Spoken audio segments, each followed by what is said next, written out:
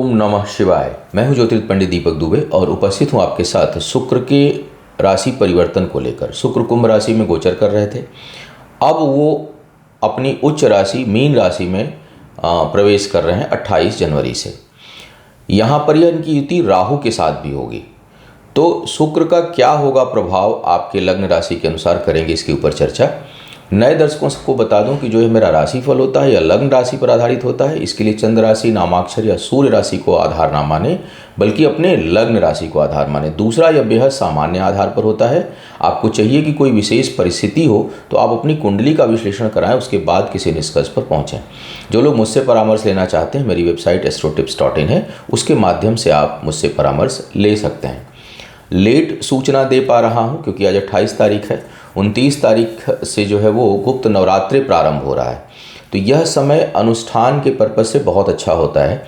तो जो लोग भी माँ भगवती से संबंधित अनुष्ठान, शत्रु बाधा, संतान बाधा, विवाह बाधा, धन धान्य समृद्धि इत्यादि के पर्पज से, या इवन ग्रहों के लिए भी अनुष्ठान कराना चाहते हैं, उनके लिए बड़ा अच्छा अवसर है। इसका प्रयोग आप कर सकते हैं, लेकिन इसके लिए आप बुकिंग हमारी साइट से तुरंत करा सकते हैं, और वो भी वही लोग जो मेरे एग्जिस्टिंग क्लाइंट हैं, यानी पहले परामर्श कभी लिए हों और मैं मुझसे सुझाव ले चुके हूं। अब बात करते हैं सीधे सीधे जो है वो राशियों की, कि क्या होगा प्रभाव आपके लग्न राशि के अनुसार शुक्र के इस गोचर का। एक चीज़ का ध्यान आपको रखना चाहिए, हमेशा गोचर फल में मैं बताता हूँ कि गोचर का फल तभी अधिक प्रभावी होगा जब वह ग्रह जो है वो गवर्निंग कंडीशन में हो, इस समय उसका नियंत्रण हो आपके ऊपर, या वो ऊर्जा का काल चल रहा हो आपके लिए। यानी शुक्र कहीं न कहीं से दशा अंतर प्रत्यंतर में प्रभावित कर रहे हों। जितना सूक्ष्मता में होंगे उतना अधिक प्रभाव आपके लिए मिलेगा। अब अच्छा, शुक्र और राहु की युति जो है, ज्योतिष में तो उसको लंपट योग कहा गया है। शब्द बड़ा खराब इस्तेमाल हुआ है, लंपट योग, सुनने में अटपटा सा लगता है, लेकिन भाई पृथ्वी पर तो भांति भांति के लोग हैं, और यहाँ पर जो शब्द का अर्थ है वह यह अर्थ है कि शुक्र राहु युति हो तो ऐसे लोग सेक्स के प्रति उनका बहुत अधिक रुझान होता है। नीति अनीति से परे होकर के जो है वो फिजिकल रिक्वायरमेंट्स पूरी करते हैं, लेकिन यह हर भाव में नहीं होगा।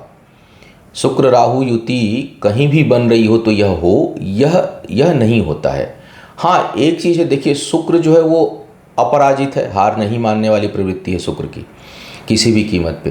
राहु छद्मवेशी है, धोखे से काम करने की आदत है, या दिखाई नहीं देगा। तो जब इन दोनों का कॉम्बिनेशन होता है तो जिस भाव में प्रभाव हो उस भाव से संबंधित अपराजय की स्थिति, छद्मता की स्थिति और येन केन प्रकारेण चीज़ों को हासिल करने की स्थिति हो जाएगी। लग्न में होगा तो उस तरह की परिस्थिति बनाएगा कि आपको बहुत पराक्रमी, किसी भी तिकड़मी, जुगाड़ू, और ऑब्वियसली लग्न हो, सप्तम हो, द्वादश हो, इन भावों में, चतुर्थ हो, इन भावों में अगर शुक्र राहु युति है तो व्यक्ति व्यक्तिगत सुख की प्राप्ति के लिए किसी हद तक चला जाता है या चला जाएगा। सप्तम में हो तो व्यक्ति खुद उतना नहीं जाता जितना उसका जीवन, वो सप्तम भाव जीवन साथी को दिखाता है, तो वो जा सकता है। लेकिन ज्योतिष जो है, एक चीज़ हमेशा ध्यान रखिए कि संभावनाओं का शास्त्र है।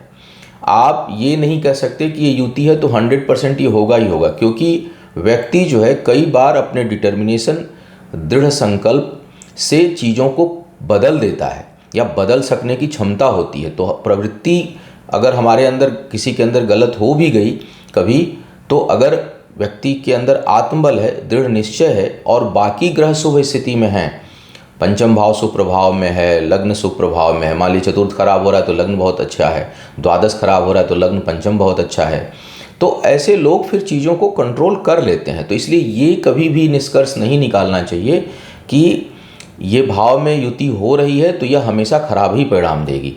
संभावना लेकिन रहती है, प्रोन बना देती है, संवेदनशील बना देती है। तीसरे भाव में होगा तो व्यक्ति हमेशा लोगों से उसका वाद विवाद भी होता रहता है, बौद्धिक वाद विवाद, तो अपराजय स्थिति बन जाती है। अब पंचम में हो जाए तो संतान के लिए कष्टकारी है, बुद्धि भी थोड़ी नकारात्मक सोच की हो जाएगी। तो ऐसे डिपेंड करता है कि कहाँ पर। दसम भाव तो कार्य क्षेत्र पर कुछ न कुछ वाद विवाद होने की संभावना रहती है। आप आगे भी बढ़ते हैं, पराक्रमी पुरुषार्थी भी होंगे। धन भाव में हो जाएगा तो आय एन केन प्रकार करने का प्रयास करेंगे। भाग्य स्थान पे होगा तो उतार चढ़ाव देगा। तो ऐसी चीज़ों को, अष्टम भाव में हुआ तो असाध्य रोग हो जाते हैं, असाध्य रोग हो जाते हैं ऐसे लोगों को। तो डिपेंड करता है कि कहाँ पर बन रहा है और किस लग्न के लिए, लग्न से शुक्र का क्या संबंध है, इस प्रकार की स्थितियाँ बनती हैं। तो चलिए, शुक्र राहु युति पर मैंने काफ़ी कुछ कह दिया झटके से। अब सीधे राशिफल की बात कर लेते हैं कि लग्न राशि के अनुसार क्या होगा प्रभाव। अब मेष वालों के लिए शुक्र जो है वो दूसरे और सप्तम भाव के स्वामी है, गोचर में द्वादश भाव में आ रहा है। तो एक तो यह वैवाहिक जीवन के लिए बड़ा हानिकारक योग बनाएंगे। दूसरी बात ये होगी कि गलत संबंध बन सकते हैं। द्वादश में शुक्र राहु की युति गलत संबंध बनाने को प्रेरित करेगी। अपने ऊपर धन खर्च करेंगे, नैतिक अनैतिक का भेद भूल सकते हैं। तो इस तरह की स्थितियां उत्पन्न करता है। बचत नहीं होगा, अनावश्यक के धन खर्च, भटकाव, यात्राओं में व्यक्तिगत सुख तो होगा लेकिन लालसा बहुत बढ़ेगी, लालसाओं को बढ़ा देंगे। शत्रु परास्त होंगे, शत्रुओं के ऊपर प्रभाव आपका अच्छा रहेगा। रोग व्याधि भी परेशान कर सकता है क्योंकि शुक्र की नीच दृष्टि जाएगी आपके छठे भाव पर, जहाँ केतु भी विराजमान है। तो यह धन के बचत के लिए ठीक नहीं है। स्वभाव पर नियंत्रण रखना होगा, खर्च पर नियंत्रण रखना होगा। वैवाहिक संबंध को बचाने की आवश्यकता होगी क्योंकि वहाँ पर अविश्वसनीयता उत्पन्न होगी, एक दूसरे पर फेथ नहीं करेंगे, ऐसी स्थिति उत्पन्न हो सकती है। दशा अंतर चल रही हो तो, नहीं चल रही हो तो कोई बहुत प्रभाव नहीं पड़ने वाला है। परमानेंट कुंडली में होगा तब बहुत परेशान करेगा। तो ये स्थिति आपको देखनी होगी। अब बात करें वृषभ वालों की, तो वृषभ वालों के लिए शुक्र लग्न से ही हैं, लग्न के स्वामी हैं और छठे भाव के स्वामी हैं। आय स्थान पर उच्च के हो रहे हैं। अप्रत्याशित आय में वृद्धि होने की संभावना होगी ऐसे लोगों के लिए। और येन केन प्रकार धन प्राप्त करेंगे। धन प्राप्त करने के लिए बुद्धि बल का बहुत प्रयोग करेंगे, युक्ति बल का बहुत प्रयोग करेंगे। जुगाड़ का, अगर थोड़ी सामान्य हिंदी में बोल दूं तो जुगाड़ का बहुत प्रयोग करेंगे। जुगाड़ से धन प्राप्ति करने की इच्छा जागृत होगी और आय के लिए यह अच्छी स्थिति उत्पन्न करते हैं। लेकिन गर्भवती महिलाओं के लिए यह स्थिति ठीक नहीं है क्योंकि शुक्र जो है, हालांकि लग्नेश है, लग्नेश पंचम भाव का नुकसान नहीं करेगा, नीच दृष्टि है, लेकिन शुक्र की दृष्टि भी मारक होती है। इसीलिए कई बार हम लोगों के यहाँ शादी विवाह में विशेष करके जब महिला अपने मायके होती हैं और मायके से उन्हें ससुराल आना हो या ससुराल से मायके जाना हो और गर्भवती हो, तो शुक्र को देखना पड़ता है कि शुक्र किस दिशा में, शुक्र की दृष्टि तो नहीं पड़ रही है। तो क्योंकि वो जो है वो ठीक नहीं है, तो यह संतान के दृष्टिकोण से थोड़ा नकारात्मक स्थिति शुक्र का गोचर उत्पन्न करेगा। शिक्षा में बाधा उत्पन्न होगी, थोड़ी बहुत भटकाव की संभावना होगी, उद्वेलित रहेंगे थोड़ा सा, लेकिन धन प्राप्ति के लिए निश्चय ही अच्छी स्थिति उत्पन्न करेंगे। जो लोग सूद ब्याज इंटरेस्ट पे पैसा देते हैं उन लोगों को थोड़ा ज़्यादा फायदा होने की संभावना इस दौरान बन सकता है। अब मिथुन वालों की बात करूं, मिथुन वालों के लिए जो है वो पंचम भाव के स्वामी है और व्यय भाव के स्वामी है, दसम भाव पर गोचर कर रहे हैं। शुक्र राहु की युति यहाँ पर, शुक्र उच्च के, वैसे तो देखा जाए राजयोग बना देंगे, पद प्रतिष्ठा में अभूतपूर्व वृद्धि हो सकती है और ये इन प्रकार चीज़ों को प्राप्त करने के लिए आप जो है वो प्रयास करेंगे। राजनीतिक क्षेत्र में जो लोग होंगे वो दूसरे को किसी भी प्रकार से परास्त करके, चाहे उसके लिए अच्छा रास्ता अपनाना हो, बुरा रास्ता अपनाना हो, प्रसिद्धि और सफलता एकमात्र लक्ष्य होगा। रास्ते मायने नहीं रखेंगे, आप आगे बढ़ेंगे। लेकिन साथ ही साथ कुछ लोगों के लिए अगर बुध की स्थिति अच्छी नहीं होगी तो सूर्य इस समय ठीक नहीं है, तो आप सावधान रहिएगा। कार्य क्षेत्र पर आपको मिथ्या आरोप लग सकते हैं। विशेष करके पुरुष जातकों को अपनी महिला मित्रों से थोड़ा सावधान रहना चाहिए क्योंकि आपके ऊपर आरोप लग सकता है। आरोप झूठे हों इसकी संभावना बहुत ज़्यादा है, लेकिन आरोप लग सकता है आपके ऊपर, तो इसको लेकर के आपको सतर्क रहना चाहिए। किसी प्रकार के वाद विवाद से दूर रहें। कार्य क्षेत्र पर अगर नैतिकता अपनाएं तो बहुत अच्छा रहेगा। शिक्षा में थोड़ी बहुत व्यवधान उत्पन्न होने की संभावना बनेगी। परमानेंट कुंडली में जिन लोगों के लिए शुक्र यहाँ राहु हों उनके लिए संतान उत्पन्न होने में भी बहुत बाधा उत्पन्न होती है, बहुत बाधा आती है। कर्क वालों की अगर मैं बात करूं तो आपके लिए युति भाग्य स्थान पर हो रही है, आय स्थान के स्वामी हैं और आपके सुख भाव के स्वामी हैं। सुख में कमी आएगी, पारिवारिक सुख में जो है वो अड़चनें आएंगी, बाधाएं आएंगी, संतुष्टि का भाव नहीं रहेगा, किसी न किसी प्रकार से उसमें आपको परेशानी महसूस होगी। आय होगी, भाग्यवश आय होगी, लेकिन अगर राहु होंगे तो उतार चढ़ाव की संभावना बनेगी, शुक्र होंगे तो अप्रत्याशित आय की संभावना बनेगी। तो अब देखना ये होगा कि दशा अंतर में कौन प्रभावी कर रहा है। तो अगर राहु है केवल, तब तो नुकसान का योग बनेगा, तब केवल भाग्य भरोसे कामों से दूर रहिएगा। लेकिन अगर शुक्र इस समय प्रभावी हुए तो निश्चय ही आपको अप्रत्याशित आय हो सकती है, भाग्य भरोसे कार्यों में आपको सफलता मिलेगी और साथ ही साथ पराक्रम बहुत बढ़ेगा, अपराजय स्थिति होगी, किसी से भी आप जो है वो कमज़ोर नहीं पड़ेंगे, भावनाओं पर बहुत हद तक आप नियंत्रण रखने में सफल होंगे।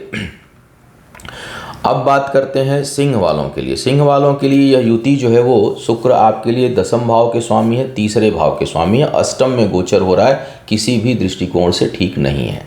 एक तो शनि की दृष्टि लग्न पे जा रही है, सूर्य 6ठे में है और शुक्र राहु की युति हो गई अष्टम भाव में। राहु पहले थे, शुक्र भी आ गए। सेहत को लेके बहुत सावधान रहें, इन्फेक्शियस डिजीज होने की बहुत संभावना बनेगी और अगर दशा अंतर दशा चलती है तो असाध्य रोग होने की संभावना बनेगी जो जल्दी ठीक ना हो। तो आप अपने सेहत का विशेष ध्यान रखें। बचत प्रभावित होगी, कार्यक्षेत्र प्रभावित हो सकता है, नौकरी जाने तक की नौबत बहुत से लोगों के लिए आ सकती है। तो भाई करियर के क्षेत्र में सावधान रहें, स्वास्थ्य को लेकर सावधान रहें, आर्थिक मामलों में सोच समझकर आप निर्णय लें, अन्यथा बहुत हानि का योग इस दौरान बनेगा और वो संभाले नहीं संभलेगा। करीबी लोगों से धोखा और कष्ट मिलने की संभावना भी बनेगी। सिंह वालों के लिए यह गोचर और युति बिल्कुल ठीक नहीं है। अब बात करते हैं कन्या वालों की। कन्या वालों के लिए जो है शुक्र वो 2रे भाव के स्वामी, भाग्य स्थान के स्वामी, सप्तम में युति हो रही है राहु के साथ। जीवन साथी से धोखा मिलने की संभावना इस दौरान बनेगी। जीवन साथी के साथ भी साझेदारी के कामों में भी पुरुष महिला जहां साझेदार हैं वहां समस्या और बढ़े, इसकी संभावना से इनकार नहीं किया जा सकता। लाभ में कमी होगी, इसलिए नए प्रयोग इस दौरान आप ना करें, नए प्रयोग से आपको बचना चाहिए। भाग्य जो है वो थोड़ा सा नकारात्मकता लिए हुए रहेगी, खींचेगी उल्टा, और विचार जो है वो उतने प्रभावी नहीं होंगे। कई बार उत्तेजनाओं से काम लेंगे, आक्रोशित होकर के काम लेंगे और कई लोग भावुकता में निर्णय लेंगे। तो इन सब चीज़ों से आपको बचना चाहिए। कुल मिलाकर के शुक्र राहु का गोचर यहाँ भी बहुत अच्छा नहीं दिखाई दे रहा है। तुला वालों के लिए तो लग्न से ही है, लग्न के स्वामी हैं और अष्टम के स्वामी हैं, 6ठे भाव में गोचर हो रहा है शुक्र और राहु का, उच्च राशि में अपने आ रहे हैं। अच्छा, एक चीज़ और, यहाँ पे राशि परिवर्तन योग भी बन रहा है, क्योंकि गुरु जो है वो शुक्र की राशि में और शुक्र जो है वो गुरु की राशि में है। लेकिन क्या यहाँ पर यह योगकारी है? नहीं, बिल्कुल योगकारी नहीं है। शुक्र अकेले होते तो कुछ हद तक फ़ायदा देते, लेकिन गुरु तो वैसे ही। अब यहाँ पर जो है वो आपके लिए भी स्वास्थ्य, जैसे सिंह वालों के लिए स्वास्थ्य के लिए ठीक नहीं है, उसी तरह तुला वालों के लिए भी सेहत का बहुत ध्यान रखना चाहिए। वाद विवाद में इस समय उलझ सकते हैं, अकारण शत्रु परेशान करेंगे, बचत की संभावना कम होगी, रोग व्याध शत्रु बढ़ेंगे, बिना मतलब के अनैतिक चीज़ों में बिना सोचे समझे धन खर्च होने की संभावना बनेगी, परिश्रम का उतना परिणाम नहीं मिलेगा, बहुत मेहनत करेंगे तब जाकर के कुछ सफलता आपको प्राप्त होगी और बिना वजह के भटकाव होंगे। आस्तिकता का भी, आस्तिकता मतलब ईश्वर में आस्था कम होगी इस दौरान। और तो कुल मिलाकर के शुक्र राहु का गोचर यह ठीक नहीं है। आपको अपने सेहत और धन और वाद विवाद हर क्षेत्र में आपको थोड़ा ध्यान देने की आवश्यकता है, अन्यथा जो चीज़ें उत्पन्न होंगी वो लंबे समय तक परेशान करती रहेंगी। वृश्चिक, शुक्र के उच्च का प्रभाव राहु खा गए यहाँ पर, तो वो जो शुभता थी वो समाप्त हो रही है और केतु बैठे हैं जहाँ नीच दृष्टि जा रही है। तो कुल मिलाकर के इस बार जो शुक्र का यह गोचर है मीन राशि में, एक प्रकार का सफल तो नहीं है, निष्फल भी नहीं है, अशुभ प्रभाव अधिक मिलेगा। इसको सारांश रूप में समझें। वृश्चिक वालों के लिए सप्तम और व्यय भाव के स्वामी है, पंचम भाव पे गोचर कर रहे हैं। आकर्षित होंगे किसी भी तरफ बिना सोचे, अच्छा बुरा का परिणाम सोचे। प्रेम संबंध इस समय बन सकते हैं आपके भी, क्योंकि सप्तमेश पंचमेश का संबंध जो है वो बड़ा, और यहाँ पर गुरु सप्तम में बहुत तेज, मतलब एकदम सडन प्रेम संबंध उत्पन्न होंगे, नए संबंध बनेंगे। प्रेम संबंध उसको क्या कहूँ, बल्कि कहूँ कि आकर्षण वाले संबंध बनेंगे, जिसमें कि प्रेम या समर्पण नहीं होगा, लस्ट और रिक्वायरमेंट होगा। तो इस तरह की स्थिति जो है यहाँ पर उत्पन्न वृश्चिक वालों के लिए हो सकती है। कुछ क्षणिक, कुछ समय के लिए संबंध बने, इसकी संभावना बहुत प्रबल दिखाई दे रही है। यह विवाह करने के लिए अच्छा समय नहीं है। उसके साथ साथ अगर देखूं, बौद्धिक क्षमता बड़ी ज़बरदस्त रहेगी, युक्ति बल बहुत ज़बरदस्त रहेगी। इस दौरान किसी भी समस्या में आपको कोई उलझा नहीं सकता, आप उससे एन के प्रकार निकल जाएंगे। आय जो है वो बेहतर होगी, आय के लिए बहुत प्रयास करेंगे और आय इनकम के लिए यह समय काफ़ी हद तक बेहतर। हालांकि आईएएस बहुत अच्छी कंडीशन में नहीं है, फिर भी शुक्र और केतु का कम्बिनेशन जो है, शुक्र की नीच दृष्टि वहाँ आय के लिए आपके लिए बेहतर परिणाम देगी। ज़्यादा प्रयास करेंगे और कुछ हद तक आय उत्पन्न करने में समर्थ भी होंगे। संतान के दृष्टिकोण से यह समय ठीक नहीं है। संतान प्राप्ति के लिए जो लोग प्रयास कर रहे हैं इस समय को अवॉइड करें, और क्योंकि संतान जो होगी वो अच्छी नहीं होगी, बड़ा दुख देने वाली होगी। तो अगर तो कम से कम जब तक शुक्र का यह गोचर है इस दौरान संतान गर्भ में ना आए। अब इसका मतलब ये नहीं अबॉर्शन कराना है प्लीज़, क्योंकि पहले से अगर है तो कोई दिक्कत नहीं, लेकिन गोचर के दौरान संतान प्राप्ति ना हो इसका ध्यान रखना है। और संतान के कारण मानसिक अशांति का योग बनेगा। गर्भवती महिलाओं को थोड़ा विशेष ध्यान इस दौरान रहना चाहिए, कष्ट हो सकता है उनके लिए, संभावित है। अब बात करते हैं धनु वालों के लिए। धनु वालों के लिए चतुर्थ भाव में शुक्र राहु का गोचर हो रहा है। धनु वालों के लिए जो है छठे भाव के स्वामी हैं और आय स्थान के स्वामी हैं। घर परिवार पारिवारिक जीवन कार्यों में धन बहुत खर्च होगा। पारिवारिक जीवन में थोड़ा बहुत उतार चढ़ाव महसूस कर सकते हैं। व्यक्तिगत सुखों में कुछ हद तक वृद्धि होगी, लेकिन उससे ज़्यादा प्राप्ति की इच्छा होगी। यानी इच्छा अधिक है, पूर्ति कम होगी, तो इसका नतीजा क्या होगा? असंतुष्टि होगी, डिससेटिस्फैक्शन होगा, सेटिस्फाई नहीं होंगे। तो अपनी सुख सुविधाओं को लेकर, अपनी इच्छाओं को लेकर, अपने सुख उपभोग को लेकर प्राप्ति तो होगी, लेकिन संतुष्टि नहीं होगी। संतुष्टि को लेकर परेशान रहेंगे। पहली चीज़, आय थोड़ी सी कम रहेगी, प्रभावित हो सकती है। कार्य क्षेत्र में दबदबा और प्रभाव बढ़ेगा। कुछ लोगों को ख्याति की संभावना बनेगी। कर्ज लेकर के कोई घर परिवार का काम करने से बचें, अगर अति आवश्यक ना हो तो। माता के स्वास्थ्य का थोड़ा सा ध्यान रखने की आवश्यकता रहेगी, क्योंकि शुक्र मार्केज भी हो जाते हैं धनु राशि में, धनु लग्न राशि में, और चतुर्थ में आ रहे हैं। मकर वालों के लिए पंचम के स्वामी हैं, दशम भाव के स्वामी हैं, तीसरे भाव में गोचर हो रहा है। तो यहाँ थोड़ा जो है वो अपने करीबी लोगों के साथ आपको संबंधों को बेहतर बना के चलना चाहिए, क्योंकि वहाँ वाद विवाद की संभावना है। भाग्य पक्ष उतना मजबूत नहीं रहेगा। कार्य क्षेत्र में आपको परेशानियों का सामना करना पड़ सकता है। पद प्रतिष्ठा प्रमोशन इत्यादि की यदि संभावना थी तो शुक्र के इस गोचर के दौरान जो है वो संभावित नहीं है।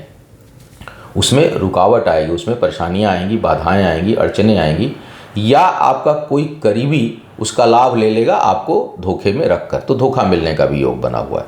तो यहाँ पर आपके अपने अंदर तो हिम्मत, पराक्रम, पुरुषार्थ को बढ़ाएगा, लेकिन जो है वो कार्य क्षेत्र के लिए अच्छा नहीं है। पद प्रतिष्ठा, पदोन्नति में बाधाएं और करीबी लोगों से धोखा मिलने का योग इस दौरान आपके लिए बनेगा, तो थोड़ा मानसिक उलझन यहाँ पर बढ़ा सकते हैं। कुंभ वालों के लिए दूसरे भाव में शुक्र और राहु की युति हो रही है। भाग्य स्थान के स्वामी है, सुख भाव के स्वामी है। जमीन जायदाद से लाभ मिलने की संभावना बनेगी, लेकिन खरीदिएगा मत, उलझन होगा, उसमें नुकसान हो सकता है। और भाग्य भरोसे जो काम होगा उसमें प्रबल हानि का योग बनाएंगे, क्योंकि भाग्य के लिए ठीक नहीं है। तो यहाँ पर भाग्य भरोसे चीज़ों में हानि, परिश्रम अधिक, वाणी प्रभावित हो सकती है। सोचेंगे कुछ, निकल जाएगा कुछ, बोल करके चीज़ों को आप जो है वो परेशान हो सकते हैं। जमीन जायदाद बेचने से लाभ इस समय हो सकता है। खरीदने के लिए समय उचित नहीं है, उसमें उलझनें होंगी, परेशानियां उत्पन्न होंगी। धन के बचत के लिए यह समय ठीक नहीं है। सेहत का भी थोड़ा आपको ध्यान रखना चाहिए। स्वास्थ्य के लिए भी बहुत अच्छा समय नहीं रहेगा, थोड़ी प्रतिकूलता रहेगी। चेस्ट का जो ऊपरी यानी गला और गले से ऊपरी हिस्सा जो है वो प्रभावित हो सकता है। आपका गले से लेकर मस्तक का हिस्सा प्रभावित हो सकता है, तो थोड़ा सेहत का भी ध्यान आपको रखना चाहिए। मीन वालों के लिए बात करूं तो लग्न में शुक्र उच्च के हो रहे हैं, मार्केश हैं, अष्टमेश हैं, और गुरु जो है वो तीसरे भाव में है। राहु के साथ युति हो रही है। अगर इस दौरान शुक्र की दशा हो और गुरु की अंतर्दशा हो तो सेहत के मामले में स्थिति काफ़ी गंभीर हो सकती है। तो थोड़ा जो लोग, जिनकी भी शुक्र की महादशा चल रही हो और उसमें गुरु का अंतर हो, तो वो अधिक सावधानी बरतें, क्योंकि स्वास्थ्य के दृष्टिकोण से ठीक नहीं है। बौद्धिक क्षमता बढ़ाएंगे, सुख उपभोग में वृद्धि होगी। इसके साथ साथ अगर देखा जाए तो करीबी लोगों के साथ, क्योंकि शुक्र राहु की युति कोई बहुत अच्छा संबंध नहीं बनाने देगी। चिड़चिड़ापन आएगा, गुस्सा आएगा, अपने करीबी लोगों से के कारण कुछ न कुछ मन दुखी होगा, व्यथित होगा। वैवाहिक जीवन में भी कुछ न कुछ समस्या और परेशानी आने की संभावना बनेगी। साझेदार और जीवन साथी दोनों ही आपसे लाभ उठाने की कोशिश करेंगे। जिनके प्रेम है उनकी बात नहीं कर रहा हूँ, जहाँ पर कई आजकल तो प्रेम भी बहुत बुद्धि से हो रहा है, तो वहाँ पर अगर उस तरह की स्थिति है तो चीज़ें थोड़ी नकारात्मक जो है वो जाने की संभावना होंगी। सोच को संतुलित रखिएगा, क्योंकि भटकाव बहुत आएगा इस समय, अनिर्णय की स्थिति होगी और भटकाव बहुत ज़्यादा रहेगा, तो उसको संतुलित करने की आवश्यकता है, जिसके लिए मैं हमेशा बोलता हूँ कि गणेश जी के बीज मन से मेडिटेशन करें, जो शुभता भी लाएंगे और वृद्धि भी कराएंगे। तो कुल मिलाकर के स्वास्थ्य, धन और सोच, ये तीनों चीज़ें मीन वालों के लिए प्रभावित हो रही हैं। करीबी लोगों के कारण मन दुखी हो सकता है। जीवन साथी के साथ थोड़ा संबंध बेहतर रखें, और नज़र रखना तो ठीक नहीं है, क्योंकि जब जिस दिन संबंधों में नज़र रखना पड़ जाए, समझिए कि संबंध खत्म हो गया। तो संबंध जो है जितने खुले रहें, उस पर नियंत्रण की आवश्यकता नहीं है, लेकिन धोखे की संभावना आपके लिए बन रही है, तो थोड़ा ज़रूरी नहीं कि बने। मैं हमेशा बोलता हूँ कि ज्योतिष जो है वो संभावनाओं का शास्त्र है, आवश्यक नहीं कि ये हो ही, और दशा अंतर होगी तो अधिक प्रभावशाली होगा। लेकिन दोनों चीज़ें अगर हों, परमानेंट कुंडली में भी इस तरह का योग हो, तो कुछ लोगों को धोखा इस दौरान मिलेगा। तो यह था शुक्र के गोचर का संभावित प्रभाव। उम्मीद है आपको मार्गदर्शन मिला होगा। आपका आने वाला समय शुभ हो, आयु, आरोग्य और ऐश्वर्य की वृद्धि हो। इन्हीं शुभकामनाओं के साथ आपसे विदा लूँगा। पुनः मुलाकात होगी किसी नए विषय पर। तब तक के लिए मुझे आज्ञा दीजिए।